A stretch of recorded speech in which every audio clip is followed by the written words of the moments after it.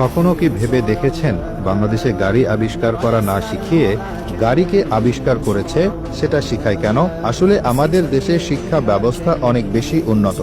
দেখুন, পৃথিবীতে অন্য সব দেশ শুধু নতুন নতুন জিনিস আবিষ্কার আর বানানোর মতো অদরকারি কাজে ব্যস্ত, আর আমরা মনোযোগ দিয়েছি আসল কাজে, অর্থাৎ শুধু জ্ঞান অর্জনে।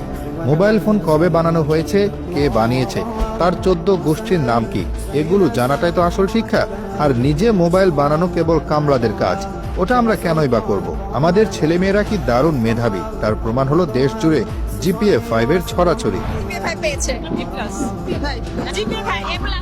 স্কুল কলেজের দেওয়াল ভেঙে যেন জিপিএ 5 বেরিয়ে আসছে। এই বিপুল সংখ্যক মেধাবীকে দিয়ে যদি আমরা পদ্মা সেতু বা মেট্রো রেলের মতো ছোটখাটো জিনিস বানাতে যাই, তাহলে তাদের মেধার অপমান করা হবে না? তাদের কাজ আরো অনেক বড়, আরো অনেক মহৎ। তাদের কাজ হলো জ্ঞান চর্চা করা। এই জন্যই আমরা একটা দারুণ বুদ্ধি বের করেছি। চীন, জাপান, রাশিয়া, কোরিয়ার মতো দেশগুলোর ইঞ্জিনিয়ারদের তো তেমন কোনো কাজ নেই, তাই আমরা তাদের ডেকে আনি। ওরা এসে আমাদের পদ্মা সেতু, মেট্রো রেল, পারমাণবিক বিদ্যুৎ কেন্দ্র, এমনকি কয়লার খনি পর্যন্ত বানিয়ে দিয়ে যাচ্ছে।